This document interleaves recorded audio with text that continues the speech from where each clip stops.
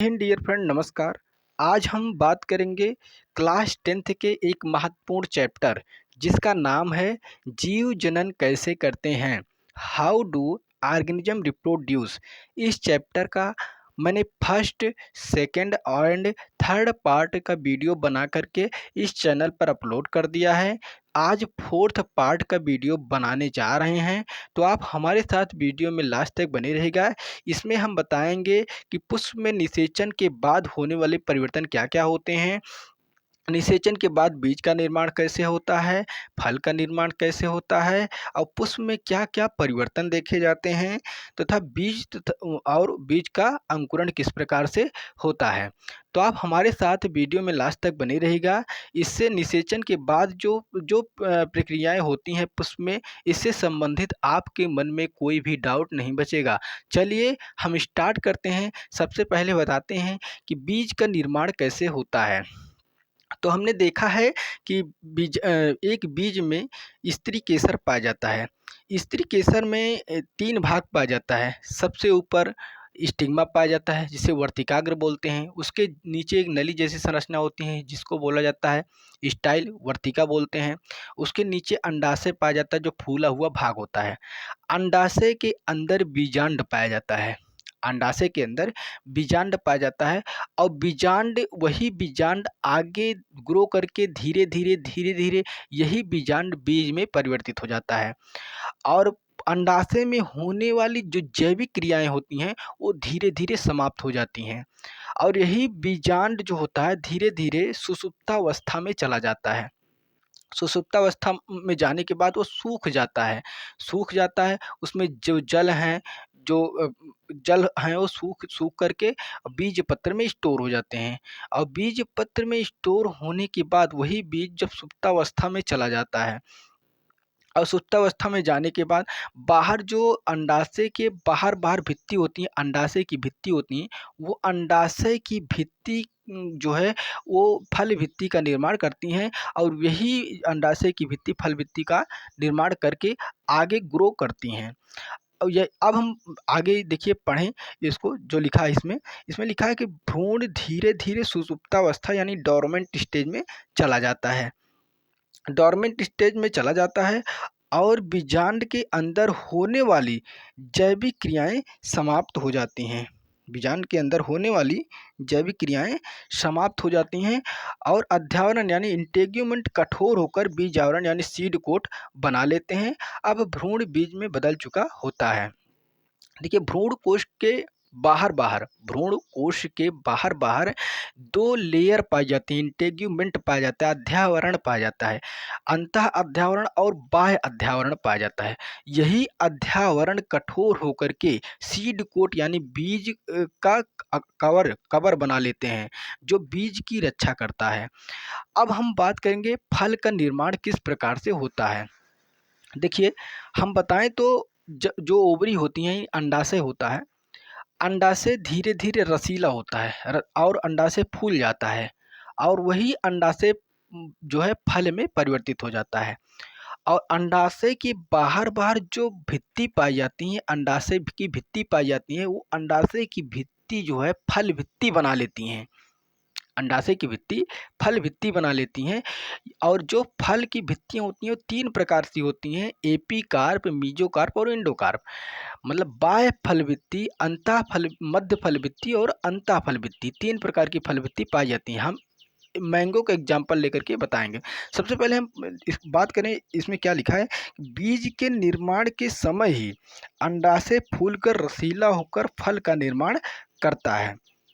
अंडाशय की भित्ति से फल भित्ति बनती हैं। अंडाशय की भित्ति से फल भित्ति बनती हैं। यह 3 प्रकार की होती हैं। पहला बाह्य फल भित्ति जिसे एपीकार्प बोलते हैं, दूसरा मध्य फल भित्ति जिसे मेसोकार्प बोलते हैं, तीसरा अंतः फल भित्ति जिसे एंडोकार्प बोला जाता है। ये देखिए मैंगो है, मैंगो मतलब आम है। आम में देखिए ये बाहर जो पाया जा रहा है, सबसे बाहर जो छिलका है इसे बाह्य फल भित्ति बोलते हैं। किसी मैंगो के छिलके को हम क्या बोलते हैं, बाह्य फल भित्ति बोलते हैं। और मध्य फलवृत्ति ये जो गूदेदार भाग होता है जिसे हम सभी खाते हैं, गूदेदार भाग को यानी दल को हम क्या बोलते हैं, जिसको हम खाते हैं उसे मध्य फलवृत्ति बोलते हैं। जो अंदर बीज के बाहर बाहर एक हार्ड कवरिंग पाई जाती है, हार्ड कवरिंग पाई जाती है बीज के बाहर बाहर, उसको बोलते हैं बाह्य फलवृत्ति। तो आम का हम क्या खाते हैं, मध्य फलवृत्ति खाते हैं। मैंगो का क्या खाते हैं, मध्य फलवृत्ति यानी मीजोकार्प खाते हैं। ये कॉम्पिटिटिव एग्जाम में पूछा भी जाता है कि मैंगो का हम कौन सा भाग खाते हैं, कौन सी वित्ती खाते हैं, तो मध्य फलवृत्ति खाते हैं। तो आप इस बात को ध्यान दिए रहे ना कि हम मैंगो का क्या खाते हैं, तो मध्य फलवृत्ति खाते हैं। अब हम आगे बात करें कि पुष्प में किस प्रकार से परिवर्तन होता है। पुष्प में होने वाले परिवर्तन के बारे में बात करें। देखिए, ये एक पुष्प की संरचना है। पुष्प के ये पुष्प वृंत है जहाँ से पुष्प लगा होता है पौधे से। ये ऊपर पुष्पासन है जहाँ पर पुष्प बैठा हुआ होता है, थैलेमस जिसे बोलते हैं इंग्लिश में। इसके ऊपर ये पिस्टिल है, स्त्री केसर, और ये बाहर बाहर दल पुंज है, कोरोला, ये पुंकेसर है। यहाँ ये वर्तिका है, सबसे ऊपर वाले भाग को वर्तिकाग्र कहते हैं, इसको वर्तिकाग्र कहते हैं। वर्तिका, ये जो नली जैसी संरचना दिख रही है इसको वर्तिका बोलते हैं। ये अंडाशय, ये जो फूला फूला भाग पाया जाता है उसको अंडाशय बोलते हैं। अंडाशय के अंदर ये बीजांड पाया जाता है। बीजांड जिस संरचना से लगे होते हैं उसे बीजांड वृंत बोलते हैं। ठीक, ये बीजांड बीच में पाया जाता है। बाह्य दल पुंज यानी कैलिक्स, जो हरी हरी पत्ती बाहर निकली हुई होती है इसे बाह्य दल पुंज बोलते हैं, कैलिक्स बोलते हैं। ये कैलिक्स का काम होता है कि जब ये फूल जो है कली अवस्था में होता है तो उसकी रक्षा करने का काम ये कैलिक्स करता है। कैलिक्स कली को एकदम अच्छी तरीके से ढका हुआ होता है, कैलिक्स का काम ये होता है। और दलपुंज यानी कोरोला का काम है। कोरोला का काम है कि ये कीटों को अपनी ओर आकर्षित करने का काम करते हैं। पुंकेसर तो नर जनन अंग होता है, स्त्री केसर मादा जनन अंग होता है जो बीज में पाया जाता है। ये आपका इतना क्लियर हुआ। अच्छा, अब हम बात करेंगे कि पुष्प में होने वाले क्या क्या परिवर्तन होते हैं। तो जब निषेचन हो जाता है तो सबसे पहले बाह्य दल पुंज यानी कैलिक्स क्या होता है, कैलिक्स ये प्रायः मुरझाकर गिर जाते हैं। कुछ पौधों में जैसे लगे रहते हैं, जैसे कि हम देखते हैं बैगन में, बैगन के पौधे में कैलिक्स लगा हुआ होता है। हम जब तोड़ते हैं, भिंडी में देखिए तो कैलिक्स ऊपर से लगा हुआ होता है। चिली यानी मिर्च में देखें तो कैलिक्स ऊपर से लगा हुआ होता है। उसके बाद हम बात करें दलपुंज की, तो जैसे कोरोला की, तो कोरोला जो है प्रायः मुरझाकर गिर जाते हैं निषेचन के बाद। बात करें हम तीसरा यानी पुंकेसर की, पुंकेसर सूख कर झड़ जाते हैं। पुंकेसर नर जननांग होता है पुष्प में। बात करें वर्तिकाग्र की, तो वर्तिकाग्र जो है स्त्री जननांग का भाग है। स्त्री जननांग यानी पिस्टिल में स्त्री केसर में 3 भाग पाया जाता है। पहला वर्तिकाग्र, दूसरा वर्तिका, तीसरा अंडाशय। वर्तिकाग्र सबसे ऊपर वाला भाग होता है। वर्तिका सबसे ये बीच वाला भाग जो नली जैसी स्ट्रक्चर आपको संरचना दिख रही है इसको वर्तिका बोला जाता है। ये जो फूला फूला भाग पाया जाता है इसको अंडाशय बोला जाता है। तो वर्तिकाग्र जो है वो मुरझा जाती हैं, वर्तिका भी मुरझा जाती हैं, बचता है अंडाशय। अंडाशय क्या काम करता है, तो अंडाशय धीरे धीरे फल में परिवर्तित हो जाता है। अंडाशय किस में परिवर्तित हो जाता है, तो अंडाशय धीरे धीरे फल में परिवर्तित हो जाता है। बीजांड जो है बीज में परिवर्तित हो जाता है। ये जो बीच में बीजांड पाया जाता है ये बीजांड बीज में परिवर्तित हो जाता है। अंड कोशिका यानी एग सेल भ्रूण बनाती हैं।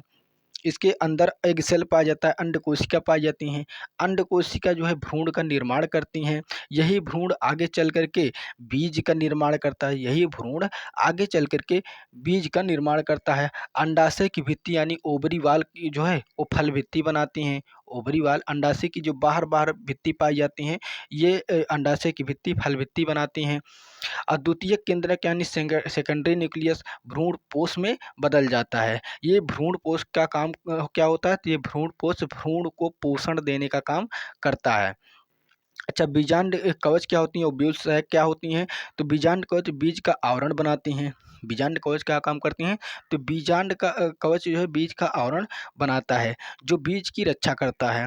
अच्छा, बीजांड वृंत की बात करें लास्ट में बीजांड वृंत की बात करें तो बीजांड वृंत बीज का वृंत बनाता है। बीजांड वृंत का काम है बीज का वृंत बनाना। अच्छा, अब हम बात करेंगे लास्ट जो बीज था इनका अंकुरण के बारे में। सीड जर्मिनेशन किस प्रकार से होता है।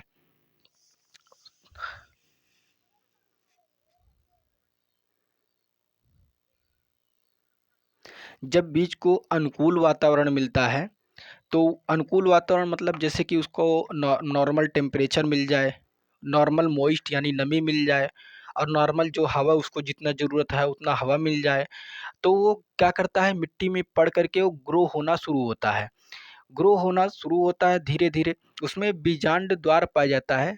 एक बीज में बीजांड द्वार पाया जाता है, बीजांड द्वार के रास्ते जल बीज में प्रवेश करता है। जब जल बीज में प्रवेश करता है, तो बीज धीरे-धीरे फूलने लगता है, और जब बीज धीरे-धीरे फूलने लगता है, तो जो बीज का कवच पाया जाता है, सीड कोट जिसे हम बीज आवरण बोलते हैं, वो धीरे-धीरे फूलने लगता है, और ये बीज का कवच यानी बीज का आवरण जो है, वो फट जाता है।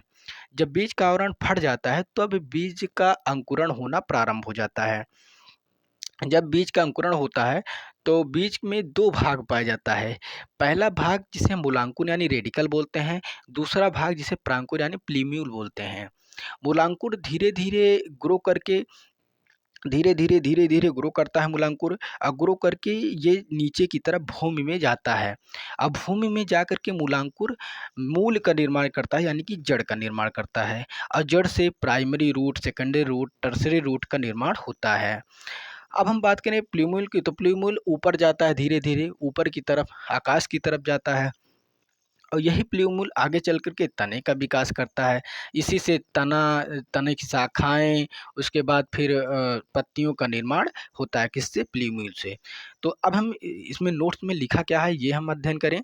तो जब बीज को अनुकूल वातावरण मिलता है, तो बीज सक्रिय होकर वृद्धि करना आरंभ कर देता है, और एक नए छोटे से पौधे को जन्म देता है।